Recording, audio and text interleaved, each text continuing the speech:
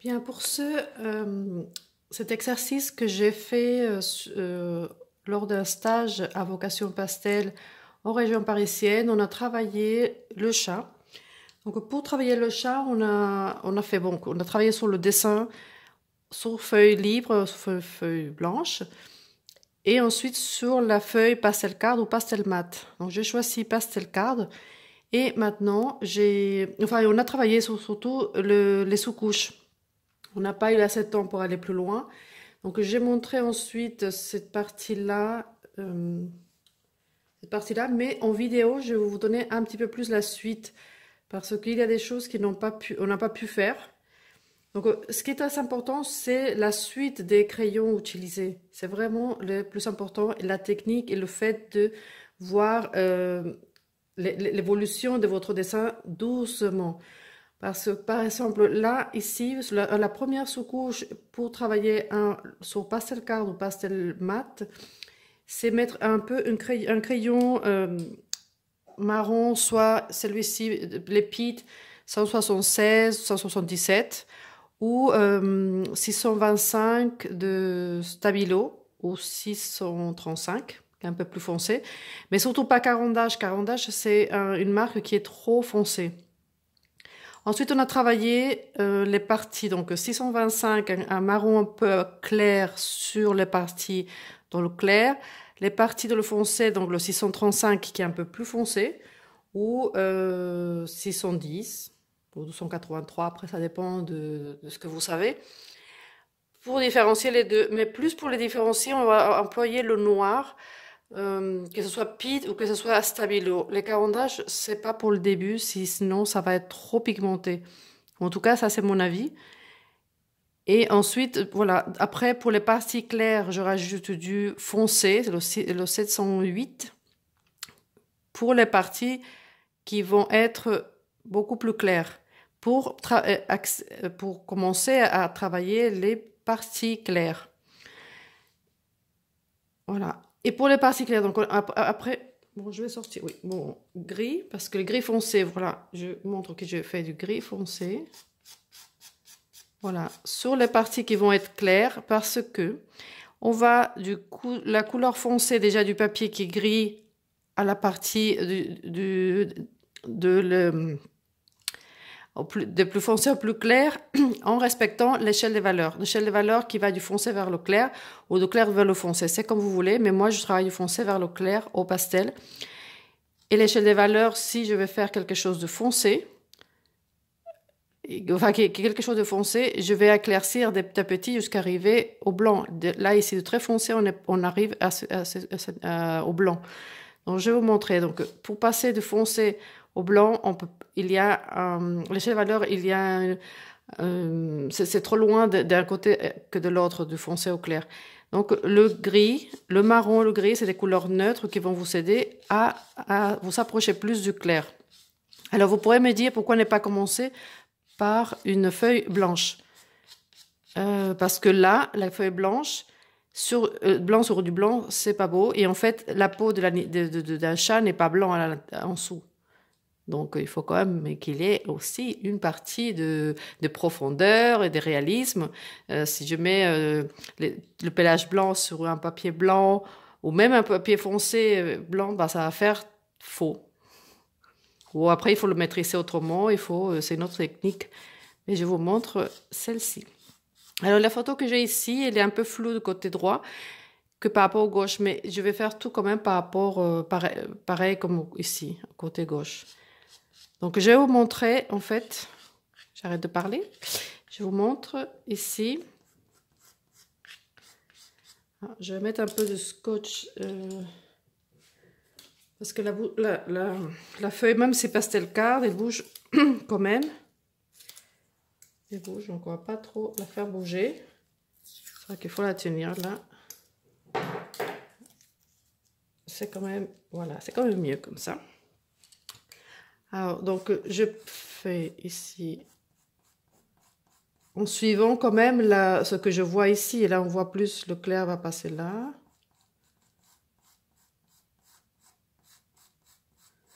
Bon, là, c'est entre les deux. De toute façon, j'ai mes crayons, toujours le 708, le 720, le 724. Toujours le blanc et le noir. Voilà, je vais vous montrer, voilà, mon échelle des valeurs, si vous voulez voir un peu ce que je veux dire, parce que c'est... J'espère bien le mettre. Donc là, c'est le noir, là, c'est le blanc. Mais pour arriver au blanc, si on est parti d'un peu foncé, il faut qu'il ait des couleurs neutres.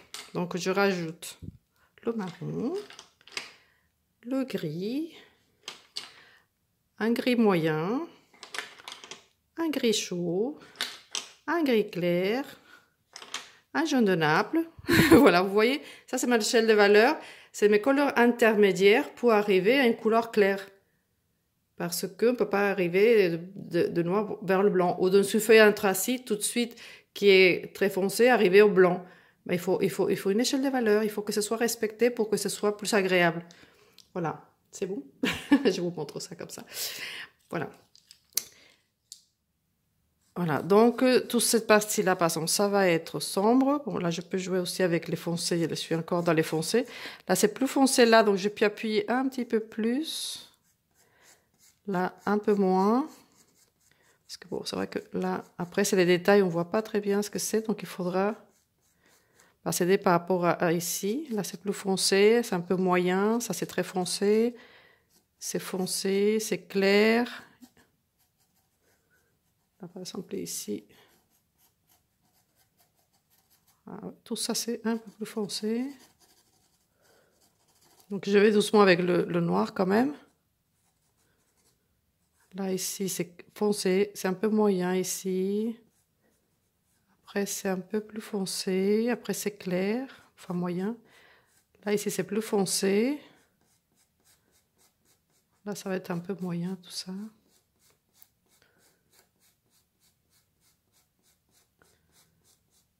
Là, ça va aller à peu près jusqu'ici.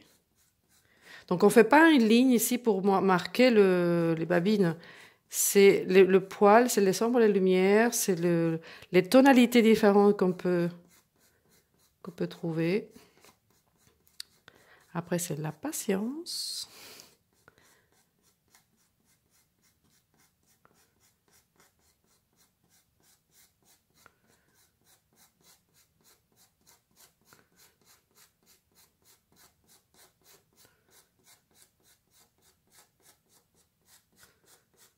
Par exemple ici, bon, ça va être à peu près là.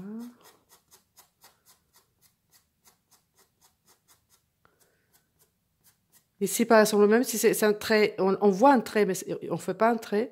On passe de ce qu'on voit noir vers la partie qui va être claire, donc ici aussi. Pour éviter de faire tout des traits trop précis. Et ça, c'est l'erreur qu'on met tous au début. Quand on commence à apprendre l'animalier, on le fait tous. Hein. Donc, ne vous inquiétez pas si vous le faites. On le fait tous. Et de petit à petit, c'est pour ça qu'il faut observer plus ce que vous faites.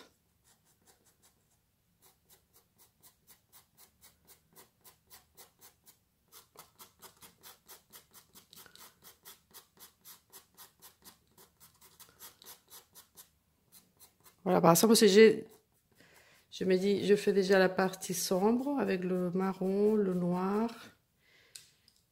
Dans les parties claires, bon là j'avais mis ici déjà un peu de gris.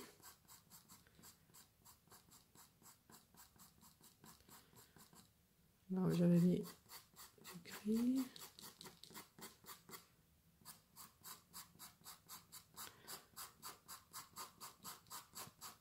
Là aussi, mais je peux mettre sur le gris sur le noir parce que ça fait joli quand même. Après, il faut que vous testiez quand même beaucoup de choses pour être sûr que c'est OK, ou en tout cas pour que vous puissiez voir, de ne pas trop croire ce qu'on vous dit, mais de le tester, voilà.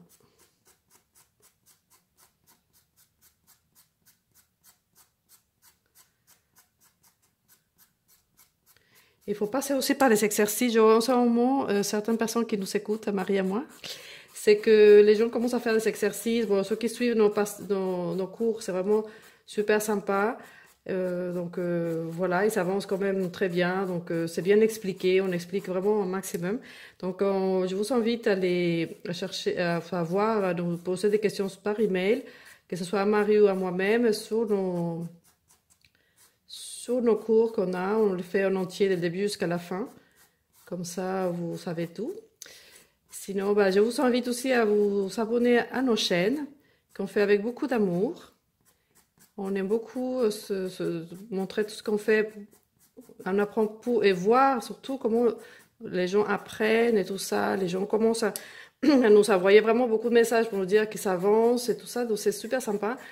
Je ferai plus de ces exercices aussi parce que les exercices, c'est ça qui va vous... Comme là, par exemple, bon là c'est observé, c'est plus observé parce que vous n'avez pas le début, mais observer, c'est quand même bien. Comme je tiens les crayons, par exemple, quand j'étais en cours là avec au stage, il y a beaucoup qui font ça. Mais on appuie trop fort. Il faut vraiment être léger. Il faut se sentir léger. Voilà, pour passer d'un côté à l'autre, pour voilà, ne pas rester figé sur un côté. Comme ça, on voit un petit peu tout ce qu'il y a. Après, je vais passer par c'est une couleur que j'aime beaucoup, le 704. Pour les parties claires. Donc, c'est un gris marron, mais si tu vois, il est déjà clair, donc c'est sympa.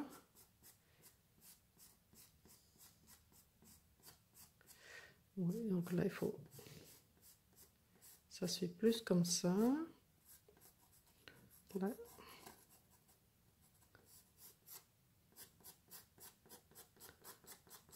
Donc il faut être léger, il ne faut pas appuyer trop fort. Une astuce pour apprendre à ne pas appuyer trop fort. Sur une feuille, faites-le avec un stylo-bille.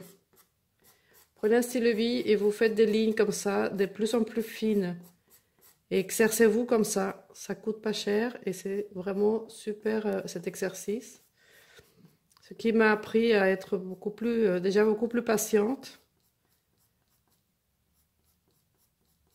Et ben c'est top pour apprendre à pas trop appuyer.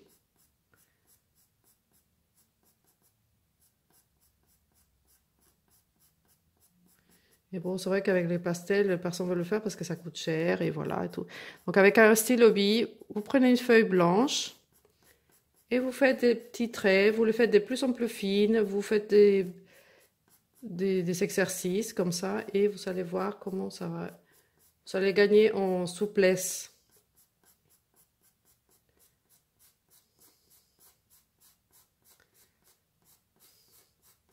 Voilà, par exemple ici, ça va beaucoup plus loin, donc je prends avec le noir. Ça fait la petite joue là, ici. Là. Ici, il y a quelque chose à rectifier, par exemple, c'est avec le marron. Là, peut-être que...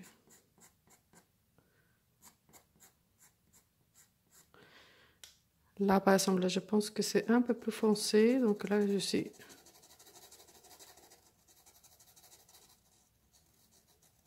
Et là, je passe un petit voile comme ça sur cette partie-là, pour que ce soit un petit peu plus sombre. Et comme il a déjà la couleur avant, ça va être un sombre, mais coloré. Et je n'ai pas appuyé beaucoup non plus, hein. Il ne faut pas trop appuyer. Voilà, je reviens avec le 704.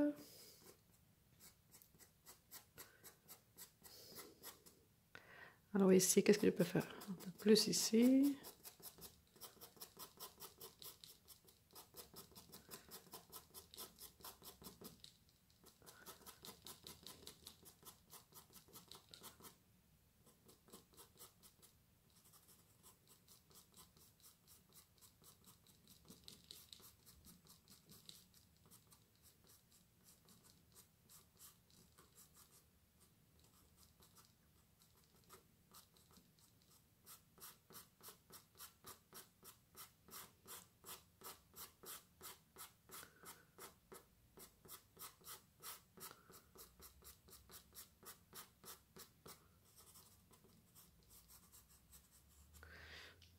Là, je peux passer un gris un petit peu plus clair. Par exemple ici, le 720 qui est clair.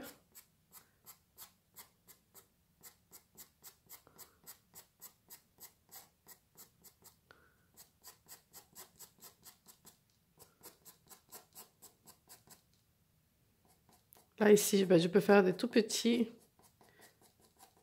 poils. Ici, je suggère un petit peu.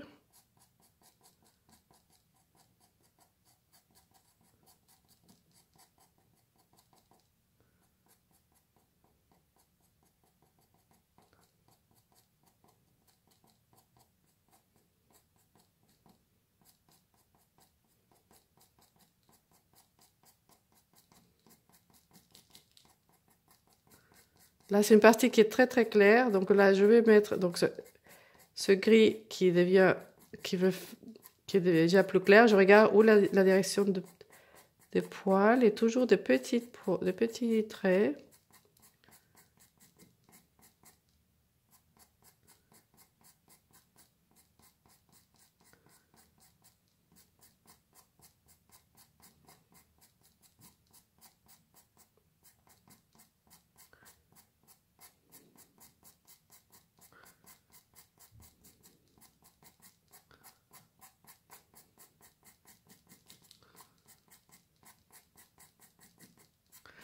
Pour évaluer les blancs qu'il faut mettre, en fait, il faut se référer à la partie vraiment les plus claires. Donc là, c'est plus clair, c'est là où on se rend compte si on est en train de mettre plus clair, parce que ici, c'est le plus clair, peut-être là un petit peu, de tout. Donc il ne faut pas que le reste soit plus clair qu'ici. Il faut savoir mesurer quelles sont les parties vraiment les plus claires. Donc si je vais mettre par exemple, bon là, je passe un jaune de Naples qui éclaircit, donc c'est la couleur lumière.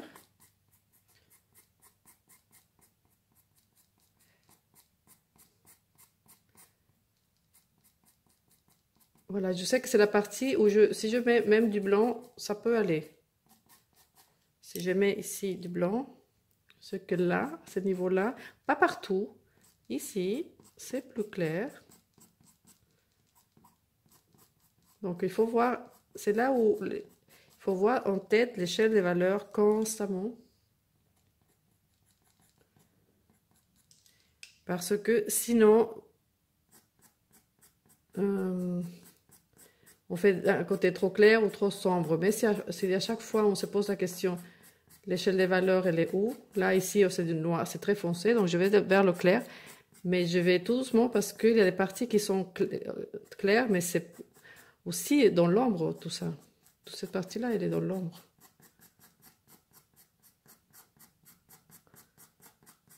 Donc je ne vais pas trop loin dans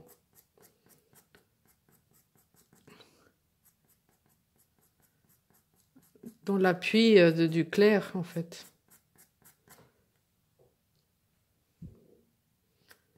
Et ça me permet ça. Si je commence par du clair, on exagère beaucoup trop. Il faut vraiment savoir le maîtriser. On ne le fait pas comme ça, n'importe comment.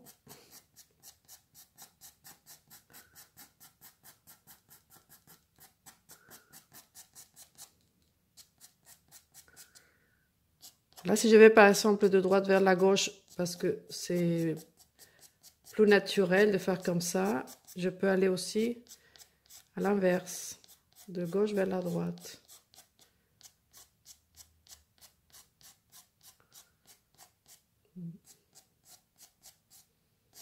Et je tourne le crayon comme ça parce qu'à un moment donné, ça tasse un petit peu. Donc, je tourne le crayon.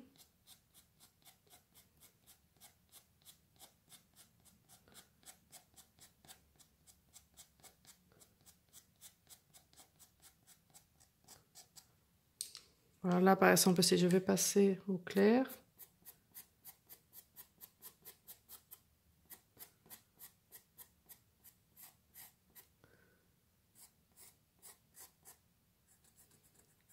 Là, c'est assez clair, donc je peux rajouter un petit peu plus.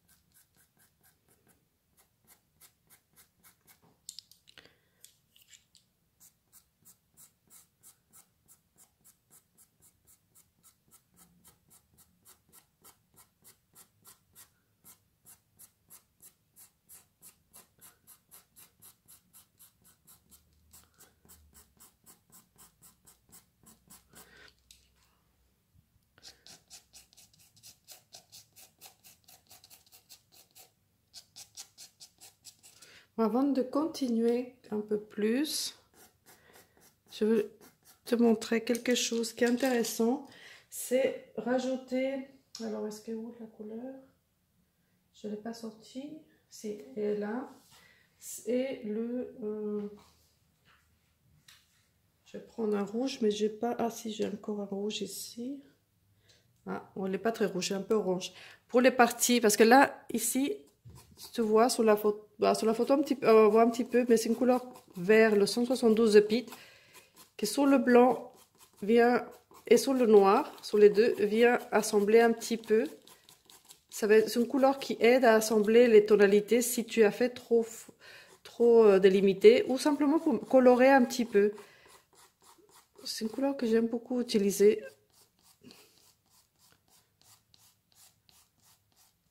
Parce qu'il faut souvent, ils font une transition, donc c'est des couleurs qui aident à ces transitions-là. Donc ça adoucit tout ce qu'on fait. Donc n'hésite pas à l'employer, c'est pas mal, moi j'aime bien. Entre les gris, c'est un gris vert, un gris froid qui est très bien, qui est sympa. Donc là, ce que je voulais te montrer aussi, avant pour que la vidéo ne soit pas trop longue, c'est ici, il y a des tonalités rouges parce que bon, c'est le reflet de la couverture qui l'entoure. On va rajouter, bon, ici déjà, je l'avais rajouté un petit peu sur l'œil, ici, vraiment un tout petit peu comme ça, un petit voile.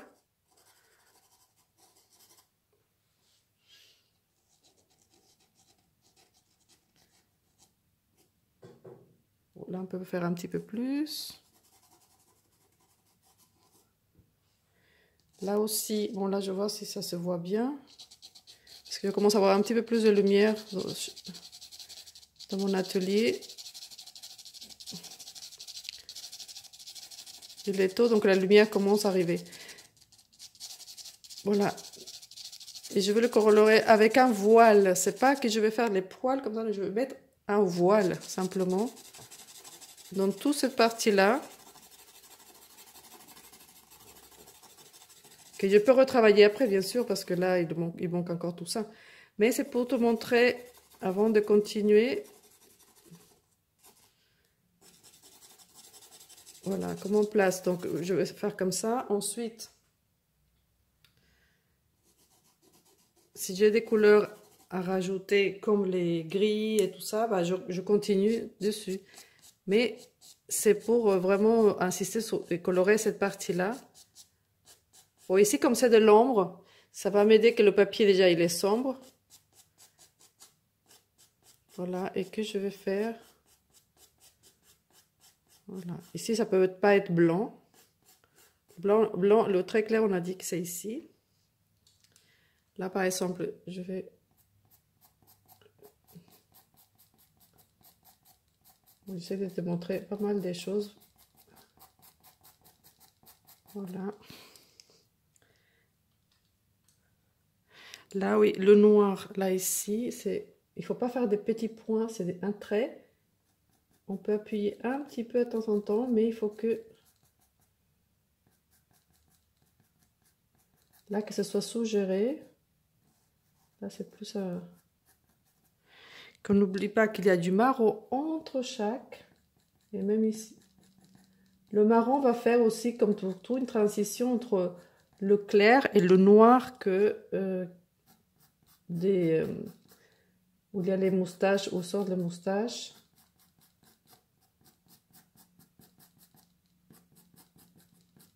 Voilà. Et le jaune de Naples pour... Voilà, pour que ça ne soit pas trop caricaturé, hein, parce que sinon, c'est pas très beau.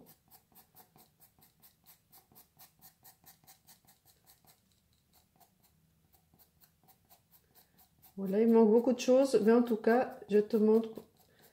et surtout, ceux qui ont fait le stage, je montre pourquoi je passe par le foncé vers le clair. Parce qu'au départ, on m'a pas cru, donc pour démarrer, ça a été difficile parce que c'est des personnes qui connaissaient pas trop le pastel, pas trop l'animalier, je veux dire, et c'était un peu compliqué.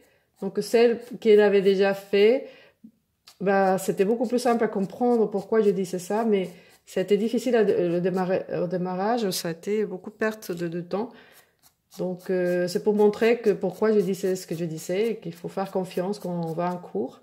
Ben, il faut faire confiance. Je n'étais pas choisie pour faire le cours seulement parce que je suis sympa. Non, c'est pas à cause de ça. Donc, c'est parce que voilà, j'ai appris quelque chose, je continue à apprendre et voilà, c'est pas. Donc, je vous transmets ce que je sais. Quand je saurai plus, je vous donnerai plus. Voilà.